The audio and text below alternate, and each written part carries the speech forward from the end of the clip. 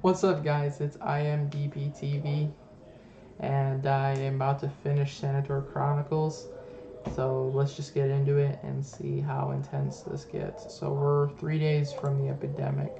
So we got to see 6, 5, and 4. In 6, the shadow manifests over Magda, which kind of shows you the fact that he's talking about cures and stuff like that, which means the epidemic might be so bad that there might be no cure that can really defeat it. Number 5, he met this, or was talking to this lady who I guess can turn into mist, and she turned into a crow and was inside of a cage, which was kind of like morbid. It was kind of messed up, but it kind of is interesting because back in the day, plague doctors used to use crows to symbol out the coming of the Black Death. So this could be like the idea that it's like foreshadowing that eventually that it's coming, you know what I mean?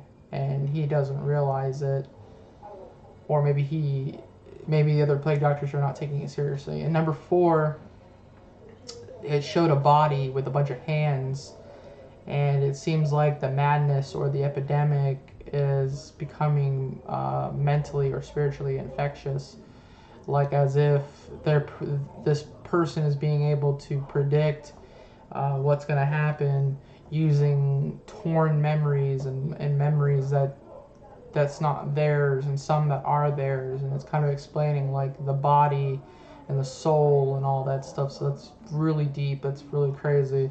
But let's just get into number 3 because we got 3 more to go. 3 days left until the epidemic. Despite the late hour, lights shine through the window of the town hall. Executor Winfred yawns widely, trying to overcome his growing sleepiness. He hears a footstep and then creaking of oak floorboards downstairs. Brother Abbas ascends clumsily, carrying an armful of old scrolls from the archive. The senator throws the pile of withered papers on the table, and Winfred, who chose a bad time to yawn, inhales a cloud of stirred-up dust and sneezes loudly. Look what you are doing, complains Executor, wiping his nose with a glove that still smells of a bonfire. What? Abbas, wearing a mask, is seemingly unperturbed. Winfred helped me stretch the scrolls. That's cool, so we've seen a plague doctor now. The Executor simply looks at him silently. We have to spread out the maps. Winfred puts a hand to his ear and leans over to his colleague, pretending to be straining to hear. Speak clearly. I said, what? I can't hear anything. Finally, the senator rips off his mask and shouts in his high-pitched voice, no longer reverberating from inside the heavy beak. Damn it. Winfred, are you doing this on purpose? Smiling, Winfred spreads his hands in a peaceful gesture. Brother, have I ever lied to you? Take off your crow head more often, and you won't know where to hide from the wenches. Embarrassed, Abbas puts his mask back on immediately, flipping numerous fasteners and stretching a creaky leather strap. The Executor sighs. Do you really have to wear that thing all the time? I am a Sanator. Nonsense. You're the only doctor in town who pretends to be a bird all the time, both when necessary and when not. Or are you afraid of getting sick? I've heard there are such. The Executor twists his face, struggling to remember the proper word. Hobius? But Winfred understands the true reasons. It's not easy to win respect or recognition in the city when your appearance is at odds with the generally accepted idea of what the Brothers of St. Elmo look like, or rather what they should look like in line with all the tales and superstitions. He decided to change the subject. Well, why does Weiger need these maps all of a sudden? At this time, no less. Abbas stumbles for a minute. He did not say. How come? I don't know. He wasn't himself since this morning, as if something had happened. I see. He was looking completely past me. Do you remember the Helensburgh plague? The one that happened 5 years ago? He was there. He and Richard. Winfred rubs his chin thoughtfully, but suddenly he laughs out loud, addressing his confrerer with a deliberate mocking. Or maybe he just couldn't hear you. Take off that beak. When the plague will strike, you'll be the first, scrambling to wear the same one. The executor immediately makes a protective gesture and smacks his colleague upside the head. Ow, Winfred. Don't you jinx us. Once again, serious. Winfred approaches the window and gazes thoughtfully into the distance between the steeples and weather vanes into the cold, thickening darkness. He stares at the lights dying in the windows for a long time.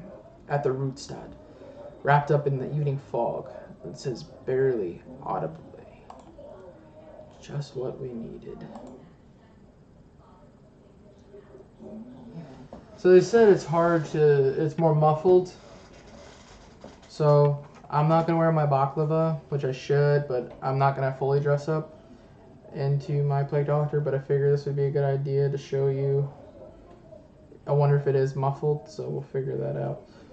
So what you do is, I'm going to take my glasses off, and I'm going to see if it's muffled. So let me take off my headset as well for a minute, because the sound is coming from the webcam, so I can put this on and see if it is muffled. So you're going to put your beak on like this. Leather strap, make sure that it's tight, and then you put it on the hole, wherever it is, like that. So, does my sound more muffled, or does it just sound normal? I don't know. I guess some plague doctors, maybe they have more of a voice like, good evening, or something like that. Hello, my friend. I am the plague doctor. Greetings and salutations. I am the cure. You are the disease. Or something like that. I don't know. I don't know if it's more muffled or whatnot, but that's just the mask. I'll show you guys the full getup one day. But let's get right back into 2 days from the epidemic. 2 days left until the epidemic. Oh boy. The gingerbread quarter of Rootstad doesn't smell of gingerbread at all. It may disappoint if you guess at this northern outpost, but it's merely the dwelling place of wealthy merchants, petty nobles wary of debauchery, and prosperous artisans. In short, the place is boring and mediocre. Almost the same found in most Tintarian towns, spread from the frozen taiga to the milky mountains. Today, several houses surround a well-kept courtyard, which is unusually crowded as exorcist brothers finish placing the seals on the doors of rich citizens. Brother Weiger, the grand exorcist of Rootstad, stands aside and oversees the work of his subordinates, occasionally correcting them and giving instructions. Soon, only one door is left. Weiger raises his hand and sternly says to the young brother diligently, drawing the lines of the last seal, "Draw more smoothly. Think of this as the door to your own house." Despite the strict tone, Weiger is not too angry at the negligence of his subordinates. The local who paid for the seals for himself and his neighbors is just an odd fellow. Superstitious fear sometimes pushes citizens to very eccentric acts, and yet the Brotherhood honors its reputation. They will place the seals in such a way that no spirit, Tenebrae, or even Melamiliere herself may step inside these walls. So Melamiliere, the shadow lady from number 4, she must be the pestilence, or she must be someone of that kind of thing. So obviously some of these plague doctors put these seals, and they do care about the seals. They do care about the people that pay them to put stuff. Some of them do, which obviously it seems like Weiger is one of those kind of plague doctors. But anyway, many years have passed since Weiger had put on the crow mask, but surging memories of those dark days worry him, giving rise to a vague anxiety in his soul. He thoughtfully strokes the tip of his beak on his white mask, covered with patterns of the seal, and the memories instantly explode in a cascade of monstrous images. Houses burning like giant bonfires, parades of white crosses drawn in chalk on hastily boarded doors and shutters, the howl of a fiery storm devouring plague-infected quarters, and the smell that even incense and spicy herbs stuffed into his masked beak could not kill. Sickening and sweet, bitter but burning the throat, he will remember it forever, even if the sleeper has mercy on him and all the other images suddenly fade. The exorcist shudders and shakes his head, wishing to rid himself of the evil thoughts. He will not let fear take hold of him. Not now. Not ever. Isolated cases of a disease not yet studied are no reason to announce the beginning of an epidemic. Yet he should send a raven to Dollarberg just in case. With his peripheral vision, Weiger notices movement and turns his head at one of the doors. A freckled girl of about 8 years old is enthusiastically rubbing at the freshly created seal. "Hey, scram!" The girl notices Weiger and sticks out her tongue in a response, chuckling. The Grand Exorcist is not irritated. The seals cannot be destroyed that easily. Neither can a palm erase them, nor a chisel chip them. Not even the endless northern showers in cold October wash them away. The brothers of St. Elmo alone know their secrets. But feeling that the shadows stretched out by the midday sun has stirred a bit, Weiger realizes that it's time to teach the wretch a lesson of respect for the Brotherhood, a lesson that all good people of Tantaria must learn sooner or later. "You little prankster." Weiger takes off and strides towards the girl, but she squeals and rushes away. The exorcist follows her into the alley under an arc and strides faster. Very soon he catches the mischievous girl in a narrow, stuffy dead end. "Gotcha!" Looking back at the approaching brother, the girl frantically bangs her tiny fist on a door upon which the seal is already whitening. Finally, the door swings open, and the frightened child rushes to safety under the skirt of a woman who appears in the doorway. Weiger looks up and recognizes the pale Fraulein that he recalls must be her name. Frau.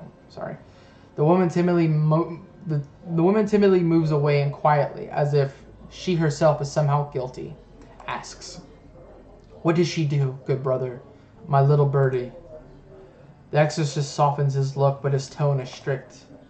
"Your birdie tried to erase the seals." Frau Gein spanks the girl right through the fabric of her emerald dress and huffs. "You're completely out of control, little brat." She then asks the Grand Exorcist in an aggravating tone,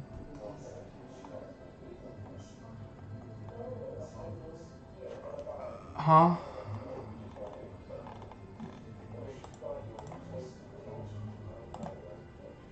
"Don't punish her for the sleeper's sake. I'll do it myself."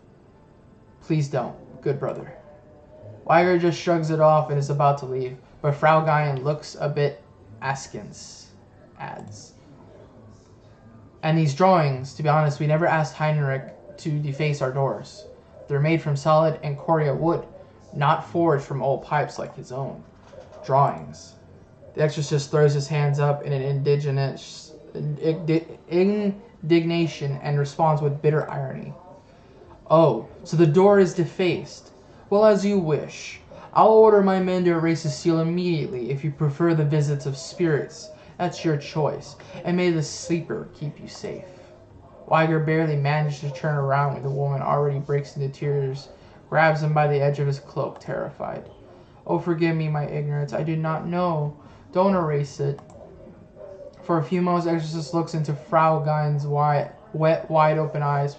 Perhaps his words were a bit excessive. "Farewell," he says. "Sleeper bless you, good brother." Upon leaving, Weiger hears the door bolt click, and behind Frau Gein starts scolding the child. Only now does he allow himself to smile slightly underneath his mask. The exorcist glances at his shadow, stretched out by the dim northern sun, and seems it to tremble, chuckling in response.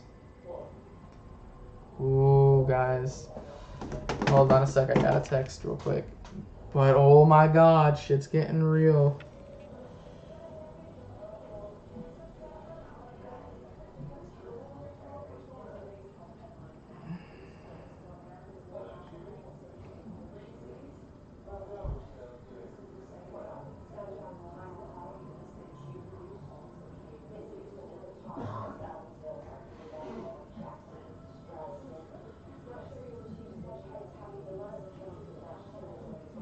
Alright, my bad. Number one, oh, this is getting really crazy.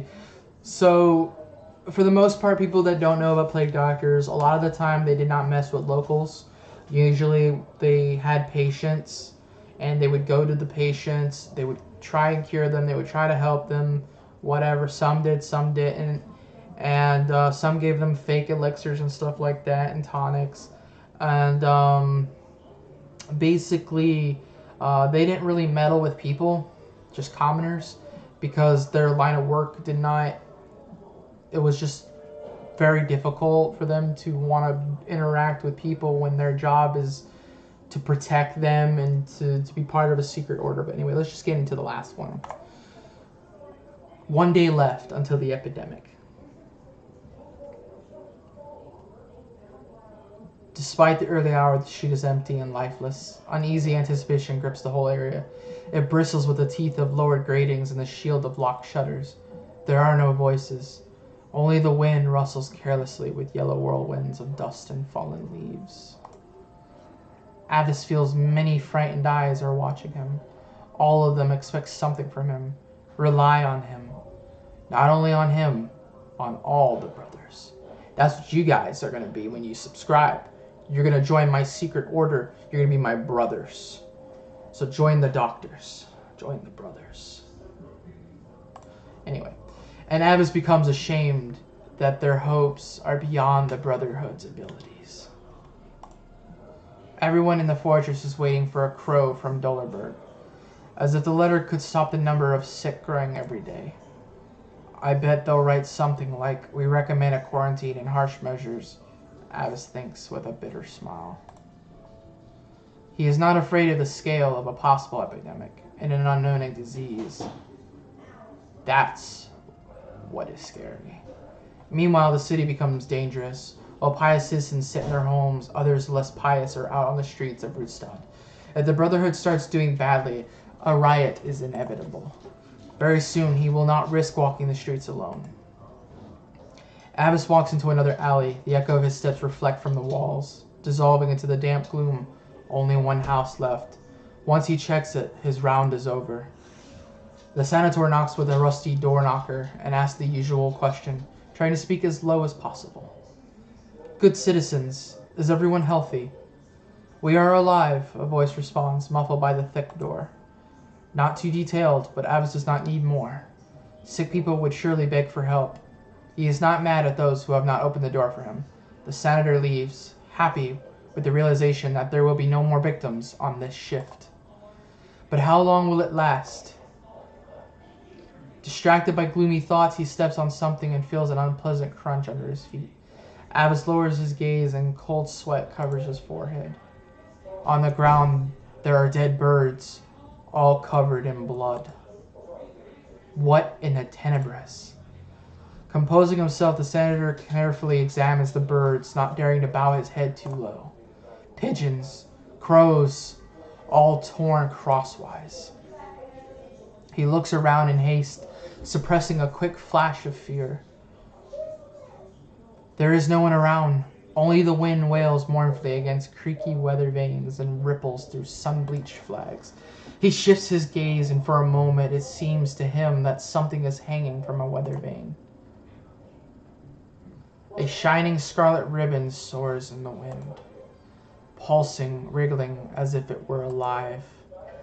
Avis steps back in disbelief and frantically rubs the red glasses lenses of the crow mask with his palm.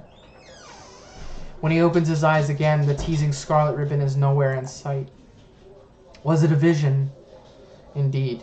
He hardly slept that night. He and Weiger marked infected houses on the map with every pin he put down. Weiger changed his expression, but remained stubbornly silent in response to questions. We'll see after the autopsy. Wire kept repeating as if reassuring not Abbas but himself. For now, this is mere speculation. The infection might be spreading from underground. Is this? Abbas stops his thought and hastily silences himself with a protective gesture. Quickly to the fortress.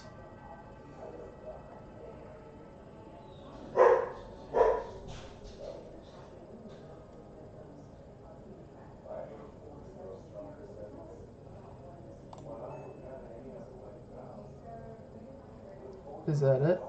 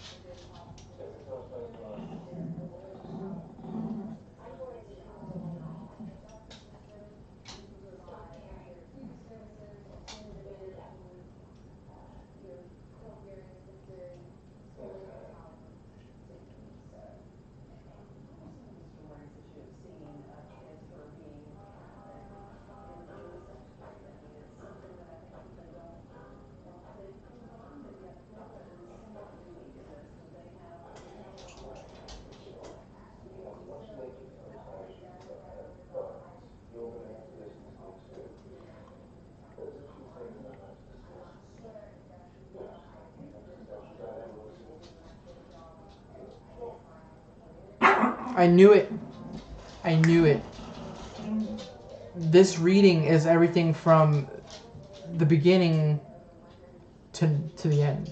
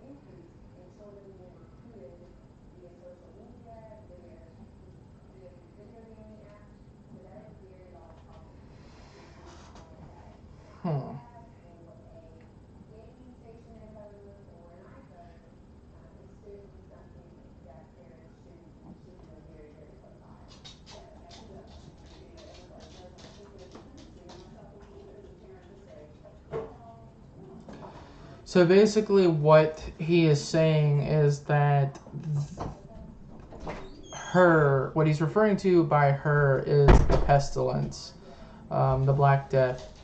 And what he's saying is that the Black Death is every plague doctor's worst enemy. But if you know how to learn from her and tame her, you can use her to better the cure. Like, you can cure people, you can help people with the Black Death and stuff like that.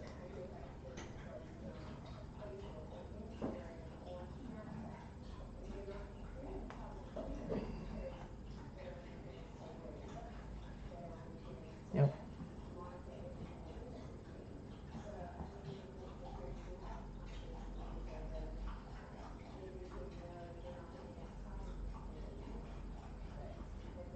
Yep.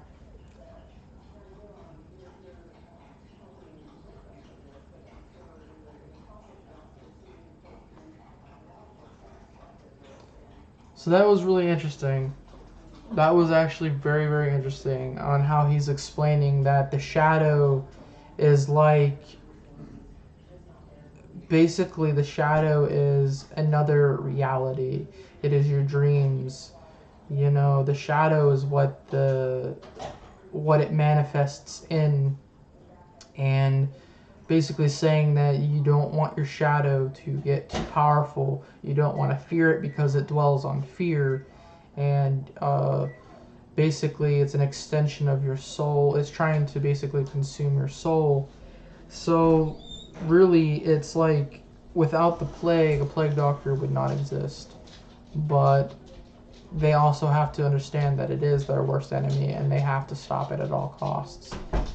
And it seems like it's a testament, it's a challenge, because even though people are more susceptible to becoming infected, they are like religiously trying not to get infected. Like, as easy it could be to listen to the words of the shadow or the Black Death and succumb to its sickness, it's like a religious thing that they fight it and they try to be better than it and learn from it and stuff. So it's really fascinating. I really enjoyed this, and I hope you guys enjoyed this as well. But anyway, I hope you liked this video. Subscribe, like, comment, and I'll see you in another video.